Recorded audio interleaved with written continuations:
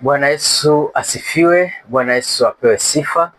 Wapenzi wa Mungu, watumishi wa Mungu, watoto wa Mungu, nawakaribisha tena katika kujifunza neno la Mungu. Neno la Mungu linatusaidia sisi kujengeka kiimani.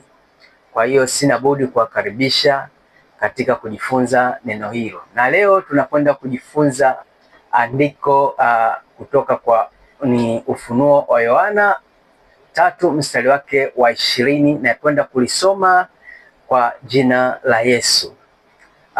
Linasema, nachukulia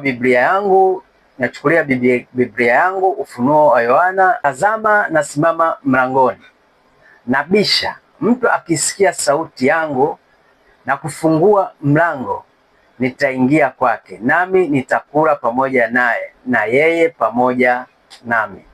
Amen.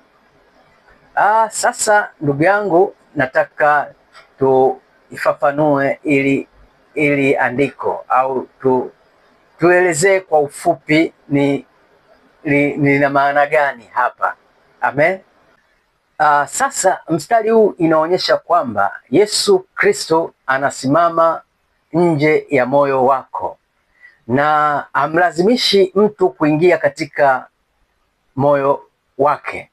Anataka umfungulie wewe mwenyewe kwa hiari yako. Anasimama nje ya moyo wa mwanadamu na akulazimishi kuingia kwako, bali anataka wewe mwenyewe kwa hiari yako basi uweze kumkaribisha. Amen. Anangoja wewe mwenyewe uweze kumkaribisha, wewe mwenyewe uweze kumfungulia mlango wa moyo wako. Amen. Yesu anasimama mlangoni. Ni Yesu yuko karibu kabisa na maisha yako. Anapitia njia mbalimbali ili kuja kwako. Anaweza akapitia njia la neno la Mungu au kwa mapito mateso ambayo unayapitia, basi Yesu anaweza akaingia kwako. Wewe unachotakiwa ni kufungua moyo wako na kumkaribisha. Amen. Unaona pia katika hili andiko, unaona atakayesikia sauti yangu. Unajua lazima ujifunze kusikia sauti ya Mungu. Sio kila mtu anaweza kusikia hii sauti. Kwa hiyo jifunze kusikia sauti, na ukisikia ile sauti basi ifate. Amen. Ni lazima utambue na kusikia sauti yake, kwa sababu sio kila mtu anaweza kusikia hiyo sauti. Amen. Sawa. Sasa andiko linasema nafungua mlango. Kwa hiyo hii ni hiari yako wewe.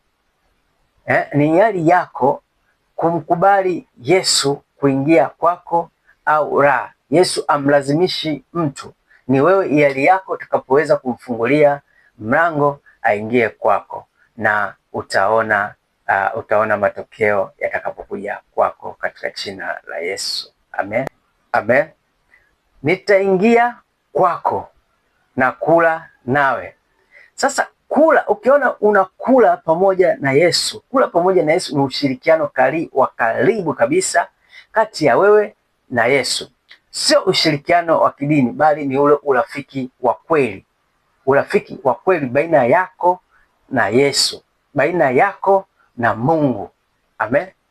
Huo ndo ushirikiano wa chakula. Ukiona amekuja kwako kula chakula, basi huo ni ushirikiano. Nitakula chakula na nitafanya ushirikiano na wewe. Haya ndio maandiko. Ni maandiko. Amen. Amen. Yesu alazimishi kuingia katika maisha ya mtu. No. Kila mtu ana uamuzi wa kuchagua. Ila utakapomkaribisha, basi jua amani, upendo, haki itakuwa juu yako, na kibali chako kitainuka katika viwango vingine. Utakuwa mtu mwingine, utakuwa mtu mpya. Sasa ndugu yangu, unasubiri nini? Unangoja nini? Yesu yuko mlangoni kwako sasa. Mfungulie mlango. Sikia sauti yake. karibisha ndani mwako, akae ndani yako naye ukae ndani yake. Ule chakula pamoja naye, ufanye ushirikiano pamoja na yeye.